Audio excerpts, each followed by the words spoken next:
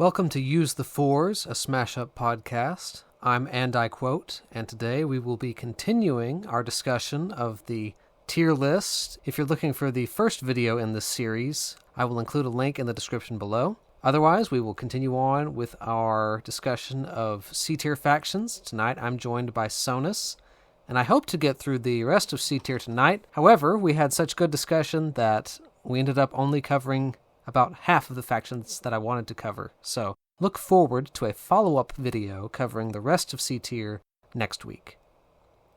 So let's go ahead and jump right into it with number 99, which is the Truckers faction. What are your opinions on Truckers, Sonus? So Truckers, started off excited about them when they were new, and there are still things I like, but it seems like they've fallen into a category of two categories as only good with another play on base partner or good against one, which has its place, but I'd say that's what's putting them here at 99. Because when you're not in those scenarios, you're kind of handicapping yourself a little bit.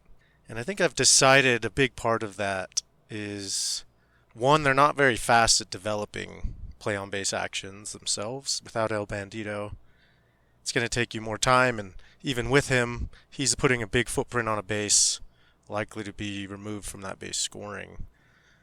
And another thing that I think makes them weaker without specific partners is a lot of their actions really aren't that great to even play to begin with. You have Armored Truck just protecting you, 2x Cab over Pete, which moves cards, which is fine, but it's all it's doing.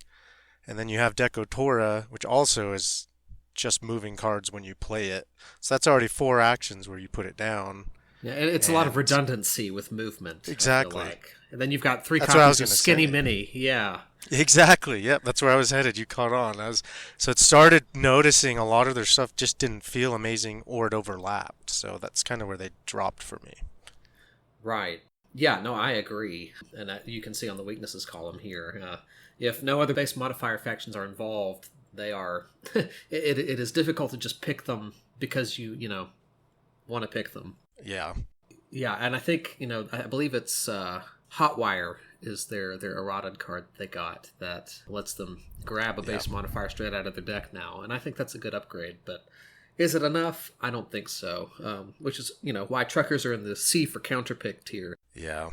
They're great against anything that relies on base modifiers, which, I mean... And I think, a lot of the factions listed under their partners are also factions that they counter very thoroughly. Yeah. Kaiju, Killer Plants, Stealing Overgrowth is terrible. Steampunks and Ancient Incas, you grab any of their modifiers and use them against them, and it's going to hurt. Superheroes and Zombies are on here. Zombies have, we don't think of Zombies as a base modifier faction, but they have a couple of very crucial ones that Truckers can just run all over. And then Superheroes, they've got 1 base modifier, but they've also got super easy access and repeated access to El Bandito, which is my justification for putting them on there. And they can move the glove around. Yeah, that's actually a cool reason. Yeah. I like Zombies there, too, because if you do want to try to push them into overdrive, Truckers that is, Zombies are the perfect help with that, because we mentioned El Bandito, you can get him back if it does get rushed off. And then you've got Rubber Chicken, which Zombies can recur as well, so I like that. Yes. I'm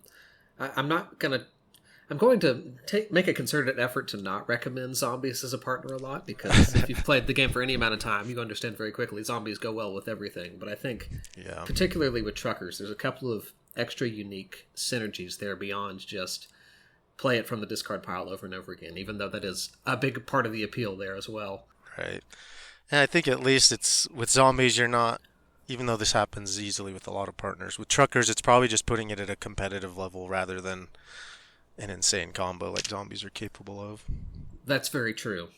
It's a good Zombies combo without going overboard with it necessarily. Yeah.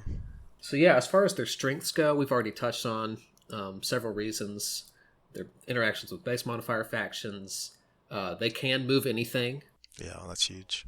They're one of the few factions that can move cards, which can be buried cards, titans, minions, actions. There's a lot of versatility there that is unfortunately, I think, kind of overdone to the point of redundancy, like we already said. One other strength that maybe we just talked about enough is, at least to me, I think high speed chase is really strong. Yes. Move and gain power, and it's usually that's like a standard action, and it's not +3 power. And then on top of that, it's a base modifier, so it's gonna you move into a rubber chicken or something or a convoy, it's even more power. So I actually think it's a good strength for them. Absolutely, yeah. High speed chase. The representative card for truckers in World Champs, incidentally. Yeah. Because it's such a good card. Yeah, being able to stage a minion on a completely different base and then move it in for a free swing later is very helpful. And I wish more of their movement cards were a little more flavorful like that. Yeah. But yeah, Convoy's on here because Convoy is at bare minimum 1 power. And if your opponent doesn't have a way to get actions off the base, that's just power that they can't get rid of. Yeah. So that's if you're trying to get what we call a strategic second, which is getting the runner up on a base that your opponent is otherwise having to put a lot of work into breaking by themselves, Convoy is a really good way to do that, because there's a lot of higher tier factions that don't have a card that destroys base modifiers. So you slap Convoy on a base and it's just like, well, you're going to get free VP for this pretty much for the cost of 1 card. Then when I have to invest a whole lot of power to get my 4 VP or whatever. And then it's definitely a big reason Kaiju have been good, or Titans with power have been good for that reason. And just on top of what you've already said on Convoy, if they don't score, you now have a decent setup for you to take the base. So yes, exactly. And you can divert your focus elsewhere. You take, if you don't want to try to contest the base yourself, you slap the card down, you go focus on a different base and kind of make them overcommit. Yeah, so there's definitely, especially here in the upper half of C tier, we're starting to see even more factions. It's like, give them the right partner and they get supercharged, and they can do some great things. I know Incas, Kaiju, and Truckers are kind of in this little trifecta where they all go very well with each other and can seem very overwhelming if you have not got a lot of experience in dealing with those factions. So yeah, again, for our viewers, as I've said before, the curve as far as like faction viability is flatter than ever. There are so many things that are more viable in certain situations than they have been in the past. Yeah, and with all the rebalances in errata, there's honestly still a lot to be discovered. So people might find a bunch of combos that just haven't been tried with some of these lower tiers, and it might help out their placement. Absolutely. Okay, well, we haven't mentioned the counters yet. And as you can see here in the column, bottom right column, I've got lack of base modifiers, which we've already touched on that. I've got Polynesian Voyagers and Sheep here. And Voyagers are another faction that are going to show up a lot, specifically for movement factions. They are good at countering movement factions because they have 4 copies of Moai, who blocks all movement from minions not controlled by you, or other players, right? It's other players cannot move their minions to the base. Another big thing Voyagers have in this matchup is Volcanic Uprising, destroying a base. Get rid of base modifiers that are there. Yes. I know I've used that in a tournament game, specifically against trucker plants, actually. Oh, yeah, to destroy overgrowth. It's a good one. Yeah. Yeah. Yeah, because trucker killer plants have a very mean perpetual overgrowth maneuver they can do. So, yeah, Volcanic Uprising is a great way to shut that down, for sure. Sheep are on here for similar reasons. Little Bo Peep shuts down all movement of any kind from other players. I think, in particular, truckers are more vulnerable to sheep because sheep don't have... They've got 1 base modifier, and it's not great. It's counting sheep. So maybe not always worth it to steal. And then even like the other sheep minions, like Flock, truckers are good at moving stuff around, but they can't really capitalize on it much more than that. So sheep are able to just follow them wherever. They can maneuver around them pretty easily. So I think that even beyond just Bo Peep, there's a lot to mess with there. Hello Dolly, of course. Yeah, copy that Convoy, give yourself 1 present. Right. This is Hello. Boy, when we get to sheep, we're going to have a lot to say about Hello Dolly, I'm sure. Yeah. And then Sumo Wrestlers, again, Yokozuna and 3rd tier can push Skinny Minnie off of a base that she has a base modifier. And if Skinny Minnie doesn't have a base modifier on her base, she can't move either. And then Super Spies are on here just because Secret Agent shreds action plays, and not that truckers have a lot of them, but that is their main resource that they rely on for a lot of their effects. And if you're against a faction that rips those cards out of your hand or punishes you for playing actions, you're going to have a hard time. Yeah, and spies can also just make sure you draw what you don't need. Yes. Which, for a faction like truckers who appreciates all their best resources, having them put on the bottom of the deck or something can hurt. Absolutely. Well, number 98 is the Ancient Egyptians. What are your feelings on Ancient Egyptians? I want Ancient Egyptians to be a lot better, and still maybe they are with all the changes with everyone else and new partners, because that strength of burying is, like, that's a small list, but burying has, like, sub-lists of why it's good. Yes, yes. And make that look longer, so. Yeah, and that's a very good point. Like, there are only 2 bullet points under the strengths column. These are 2 very massive strengths. Burying by itself is just an incredible mechanic. Skeletons got it, and then we retroactively went and added it to some older factions just because it's such a popular and fun mechanic. Being able to, hide a card on a base and then pop it up for free on the next turn. And it's at the start of your turn, too, so that can trigger some interesting timing effects. And it's mind games. Yes. What have I buried? What am I going to uncover next? And that's one thing Egyptians kind of run into, is that they kind of shoot themselves in the foot here with the mind games, because a lot of their cards that bury themselves, you have to reveal the card before you bury it. So kind of takes away from that a little bit. The Pyramid Engineer, they have 3 copies, and just the talent alone is almost talent play an extra card. Yes. So that's quite good. I know, at least, before Sphinx, Bandit used to, the board game Bandit, for those of you who are listening. Just to clarify, I'm not saying band, B-A-N-N-E-D, I'm saying bandit, and I'll try to enunciate that more going forward. Bandit would say that one of their best plays was to have all 3 Pyramid Engineers kind of uncover and chain into each other, because they can uncover a card when you play them. And I think, thankfully, they've got some more potent burst options now than just that. They've got their 10th anniversary Titan Sphinx, who can also talent bury a card. They got a recent buff to Mummy Strength, so that it now gives +4 power instead of +3, which is nice. Single-digit increases like that do make a difference, believe it or not. And yeah, their other strength that I have listed here is their before scoring options. You think of the special-centric factions, you think of like ninjas and megatroopers and Spider-Verse even, but there are other factions like Egyptians that can do a surprising amount of stuff before a base scores, especially with, in conjunction with burying. They have a card, Lost Knowledge, that lets them uncover a buried card before a base scores, and you can do all sorts of stuff with that. For sure, and I definitely agree. They slot in. If you're trying to create a pairing that's all about specials, I think they go there just fine. I did them.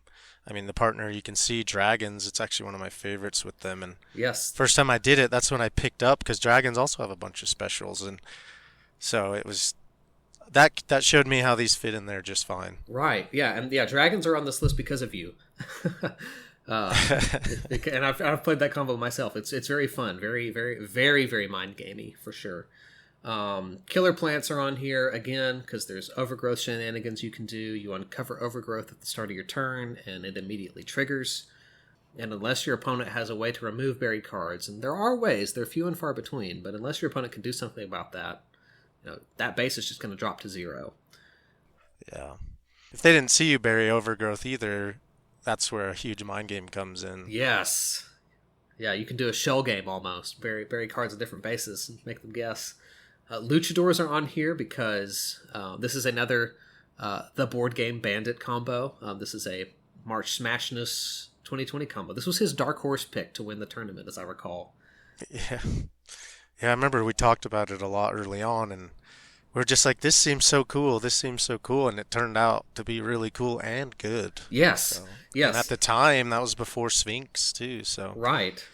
Two lower end things boosting each other up decently there. I would agree, and I've played it several times with Sphinx, and it's even better. I do agree, though. It is a good example of two, quote-unquote, lower tier factions. Although Luchadors have risen recently, so we'll get to that, but yeah, certainly 2 factions that don't have obvious immediate synergies to them, but once you start playing them and things start clicking into place, there's a whole lot that you can do. Yeah. It's really fun.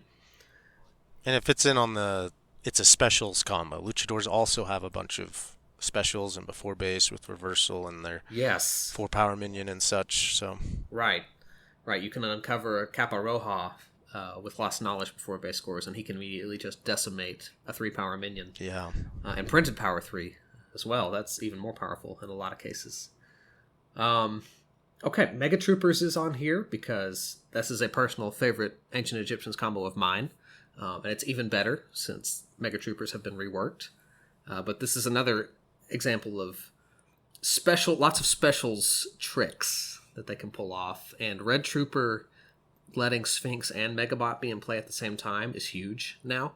pretty cool. Because at least previously, Mega Troopers had a hard time breaking a base on their own turn, when it wasn't breaking already. And Sphinx to just dump out extra cards is so important for them. Superheroes is on here because, again, uncovering shenanigans, you can uncover a mild-mannered citizen, and it immediately turns into a 5-power minion at the start of your turn. Pharaoh is a good mild-mannered citizen target on that note.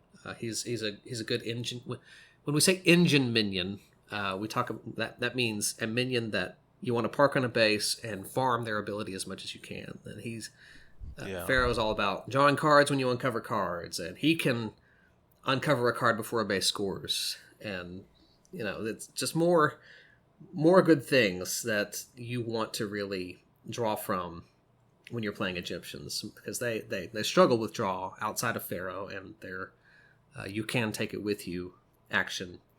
Right, which is a little slow sometimes. Yeah. Vampires are on here. Reworked vampires, that is, who also have burying. I haven't really played this combo myself. This is a Sir Errant combo. He's another one of our Discord regulars, a prominent member of the community. Also the lead for the Vampires Rework playtesting. So he has a lot of opinions about vampires and how they work with ancient Egyptians. Have you tried this combo before? I haven't, but the berry synergy with the new fledgling definitely makes sense, and can easily see some situations like how vampires have a couple of cards now that you can play as a special for free. This helps with, we haven't spoken huge into it yet, the weakness side of Egyptians is they have all this potential, but it can be pretty clunky to get everything going. So vampires having some free card plays helps that. Absolutely. Yeah, and even cards like Ancient Curse, which is one of the ancient Egyptians' worst cards because it's just negative power. It's not doing much. Vampires like that because not only does it make it easier to destroy minions with that, but it also triggers their new reworked card Stakeout that blocks players from playing minions on a base anytime one of their minions, their total power on the base decreases, whether that's through a minion literally losing power or through it being destroyed or moved or what have you. So there's just some fun tricks to play with there. Enabling that card to actually do something better is nice. Yes. But like we said, they are very draw order dependent, which basically just means they need to get their cards in exactly the right order to really succeed. If you get a bunch of cards that benefit from uncovering cards, but you haven't drawn any of the cards that actually bury cards, you're going to be having a hard time that game. Yeah, and if you don't get the berry cards early, who knows how long it takes you to get Sphinx out. And the game, it's just like a drastic difference. If you can get Sphinx out in the first 2 turns, it's likely going to feel like ancient Egyptians might be another tier or so higher. Problem is, it just doesn't happen enough.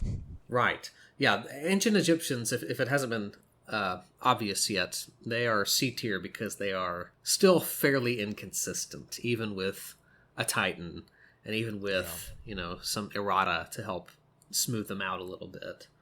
And that's okay, it's okay to have inconsistent factions.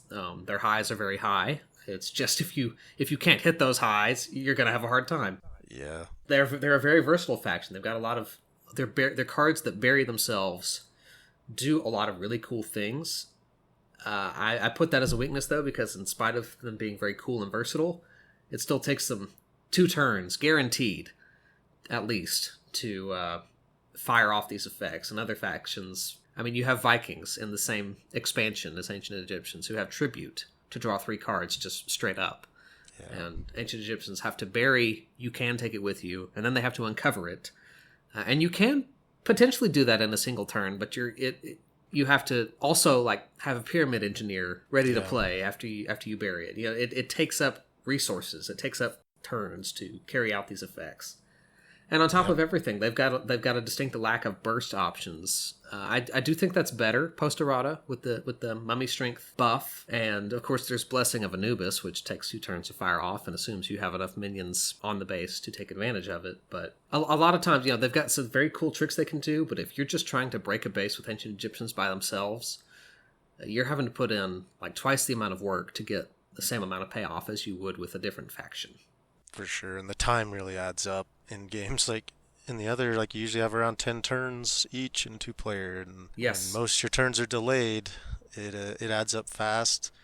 Usually, if you really want a big burst play, it's going to involve a pyramid engineer uncovering something immediately if it's on play. But you'll probably need a partner card that to be very big. Yeah, absolutely. And then Priest of Anubis is the last bullet point on the weaknesses column. That's their 4-power minion. There are 2 copies of him, and his whole deal is he gets extra power if there's a buried card on his base. And with Sphinx, granted, that's easier to do now, because if you score a base and there's a buried card there, and Sphinx is also there, Sphinx can put it back in your hand, so you haven't wasted anything. But I don't know, it feels bad to me to have your 4-power minion, 1, get kind of a weak power boost, first of all, for this condition. And 2, that condition can be immediately undone just by playing Ancient Egyptians the way they're designed to be played. Yeah, I think the worst part, well, for me, is that if I buried a card, I probably want to uncover it and use it. But Priest of Anubis is saying no. If he was a talent, if you have a buried card here, it has +2 till end of turn. That could have possibly enabled some cooler shenanigans. Oh yeah, that would have been great, for sure. So, Ancient Egyptian counters, explicit counters, not just more consistent than them, but base removal, kind of like with truckers. Having the entire base removed can be super impactful, because removing a base almost always removes any buried cards that are on that base. That's one of the big ways other factions can remove buried cards, in fact, is just by blowing the base up with a base destruction card. And then they're kind of vulnerable to just destruction in general. Your pyramid engineers are prime targets for ninjas. Pharaoh too, honestly, and ninjas can handle him pretty easily as well. And your mummies, honestly, if you get a mummy to stay in play and get reburied and keep going, it can actually help them out a lot, because then they keep getting Sphinx out as it goes away. So ninjas destroying mummies quite easily. Oh, that's true. Yeah, lots of key minions that you want to keep in play that ninjas can just say nope. And then it's gone. Princesses are on here again because you have Eliza, who can lock up extra plays. You get your 1 free uncover at the start of the turn, and then after that you can't uncover any extra cards for the remainder of your turn, which includes scoring. So that shuts down a lot of their specials maneuvers as well. Yeah. Super Spies, again, anytime you uncover an action, play an action, and if Secret Agent is out, you get punished for that. Again, spies can rip out key cards from their deck and hand, and when you're as reliant on key cards as Ancient Egyptians are, that just stings a whole lot. Time Travelers are back as a counter, again, because of Into the Time Slip. They can return a buried card to your hand, and then you either have to play it again to bury it, or go through the work of using a talent, or some kind of way to get it buried again. And also removing Sphinx with that same card. That's true, which yes. Just hurts so much. Yeah, buried cards and Sphinx can both be targeted by Into the Time Slip, and there's no way to protect Titans or buried cards on a base. And then Tricksters are on here because one of the weaknesses of burying is that you're telegraphing where you're going to play, potentially. And I think there are some, like Sonus has said, there are some mind games you can play where you maybe bury cards on multiple bases and make your opponents guess. But if Tricksters can lock down a base that you've committed to, and uncovering your cards would be more painful than just leaving them buried for you, that really hurts. Oh yeah. And if they saw you bury a minion and then they block the path there, it's like, oh well. Right. Yeah. Can't uncover my mummies now. Yeah. Well, number 97 is the Mythic Horses. And I think a lot of people are going to be shocked that mythic horses are down here this low. Because back in the day, they were a very powerful faction. Even when I started playing regularly in 2019, they were still considered powerful. So, well, what do we think has happened to mythic horses in the past post-COVID years of Smash Up? Yeah, I remember it was just like mythic horses are good, and they were, but then trying them and kept losing, and just started to realize that it's hard. I think a lot of the factions in this tier fall into this. Their versatility kind of went down compared to other options that are higher. And they just had too many things that were just a bit too slow or not useful at all. And that just got harder to get away with, I think, over time. And their play economy started suffering, not having quite enough plays to do cool things, like being able to have enough out to use super space, future armor power, and such. Those are kind of things I noticed. Right. No, I fully agree with that. And I think you're talking about things needing either not being able to get them up as fast as you would like, or other constraints. They have a lot of constrained extra minion plays. They've got 3 C-stars that not only need another minion present on the base for them to use their ability, but they can only use one per turn. And then you've got, I get all the powers mixed up, but there's the one that is basically the action version of C-star, that play an extra minion on a base where you already have a minion. Yeah, they've got togetherness. Yes, that's the one. They can't set up from nothing as well as some other Swarm-style factions can. They don't have any recursion. I think they're probably the only Swarm faction that doesn't have any recursion. And when your whole method of breaking bases is dumping a bunch of minions on it, you can only do that so many times before you just run out of options if you don't have a way to get them back in your deck. Well, and internally, even when you're playing extra minions, it's like, I'm going to play a Pinky, which really doesn't feel that special, and Rainbow, at least terrible. post errata, is still not amazing to play as an extra minion. So they have some ordering issues. You play Rainbow first, get a C-star out there. After that, you draw 1 card, but now you've already left 7 power at least on that base. Right, unless you spend an action play with sharing power, whichever one it is, to move the other minion off the base. I mean, that's how Rainbow draws cards. You play a minion, you move it off the base, because otherwise that base is going to break super quickly, because you're leaving a lot of power just lying around. Yeah, togetherness power, or no, the sharing power. There it is, the base modifier that draws cards. Yeah. That one used to be terrible, because you had to have 2 minions there, and it could only draw cards at the start of your turn. So you'd have to leave 2 minions on a base. You'd have to get all the way back to your turn, and if one of your minions was destroyed, or if the base scored, you just wasted an action play. And they don't have many action plays to begin with. Whole action. They desperately want action plays. They're kind of like S.H.I.E.L.D. in that respect. They are starved for more opportunities to play their actions. Yeah, they have so many conditional actions. Adventure power to move a bunch of minions, but you need a bunch of minions. Yes. Freedom power to destroy an action. There needs to be one worth destroying. Friendship power. You can only move to where you already have a minion. Sharing power, like you said just now. The buff helps it, for sure, but before it was tough. Teaching power, the special, almost doesn't get any use. Togetherness power, again, not playable till you've developed a little. It's like every one of their cards has some condition you're waiting for, stuff like that. All their actions, I mean, and even their minions, I guess. They all are this condition, so. Right. Now, if you've got 1 minion on a base, and you sequence your cards correctly, they can drop a lot of power very quickly. Starlight into super future space armor power is massive if you've got enough minions in play and have chained them. And they're the only Swarm faction that I can think of that also has a mass movement card with adventure power, and that's huge. Mass movement cards are very impactful. So as far as partners go, Magical Girls are on here because Magical Girls post-errata also have some movement options to help horses spread out and not have to clump up so much on bases and leave a lot of power sitting around. Being a minion modifier helps that. Yes, Magical Girls also care a lot about minion quantity, and horses can sure drop a lot of minions on a base, as we've already said, and then Magical Girls can use their scaling abilities and make some very impactful moves. Magical Girls also have two copies of Coordination that are free minion plays that don't have a constraint.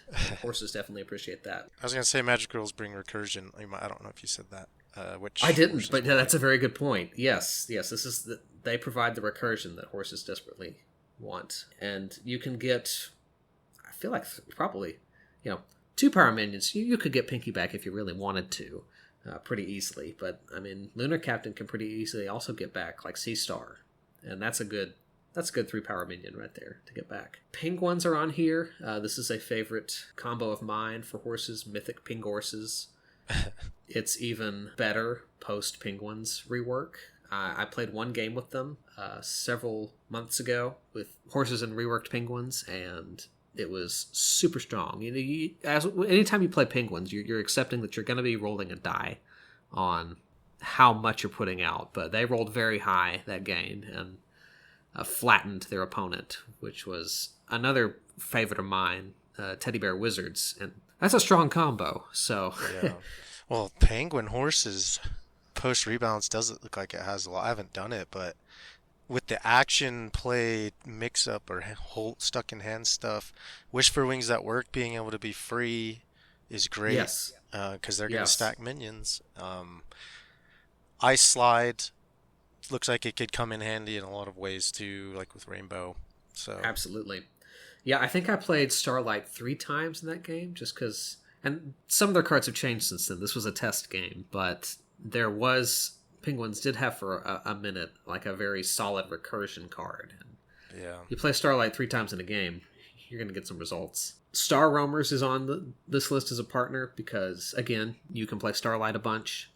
Port me up after you break a base, put Starlight back in your hand. One of the rare cases where you actually want to return the minion to your hand instead of just moving it to a different base with Ship's Engineer. And you've got some unique extra minion plays through Science Officer and Teleport Overflow that can be very helpful as well. It's a fun combo. I've played it a few times. Teddy bears are on here because, again, quantity of minions is something teddy bears are good at handling. They're not straight swarm themselves. I think in the community we consider them more swarm support. Is the last I've heard about it. Yeah. But they provide extra minion plays. You could play Sir Squeezes into Sea Star and Pinky, and then use Sea Star to play Starlight or something. Throw a Snuggly in there. Yes. And then they also bring a group hug, which is like a better encouragement power. Yes. Which goes with an encouragement power, though, or Starlight even. So right. That's one I like too. It's one that actually showed us in 3-player. We were trying to figure out if robot zombies were still the best in the game. This was a while ago, though. But Teddy Bear Horses won that 3-player game, and it's because of adventure power. And that's kind of when we noticed robot zombies still insanely strong, but no movement as a versatility actually mattered. So yeah, because without movement, once you play on a base, you're committed to it. you kind of have to break it to get the minion off. And for zombies, that's important because they would much rather have their minions in the discard pile than leave them sitting on a base for half the game. Yeah, movement's very helpful. Wizards are on here. This is one of the early, strong wizards combos I remember hearing about, horse wizards. It's the very first combo my wife ever played when we played for the first time years and years ago. And wizards, not only do they provide more extra minion plays with their summon card, but they also give horses lots of draw and lots of extra action plays, and horses love both of those things. More so than other factions do normally. Well, and Arcane Protector is a natural fit with all the extra plays from horses too. So, and wizards don't have an extra minion play through their minion, so it's a good complement. Right. Yes, that's very important. Horses can play extra minions through 3 of their minions, and wizards can play extra minions through 2 of their actions. So you can sometimes dump multiple minions in a turn that way. It's definitely a full pure offense combo. So in 2-player, those can struggle, but if you find the right matchup. But in 3-player, it's one that should be quite potent. Yes, and that's a good point. They've got no defense. They're what we call a solitaire combo, which basically means they are playing their own cards and they are playing their own game, and they're not messing with anybody else except for breaking a base to get rid of cards. That's how they handle it. Tend to be very strong, but also tend to be very prone to being disrupted by other factions, for sure. Wraith Rustlers are on here. because Wraith Rustlers can raise the breakpoint of bases, buy horses some time to actually use their card draw engines like Rainbow and Sharing Power.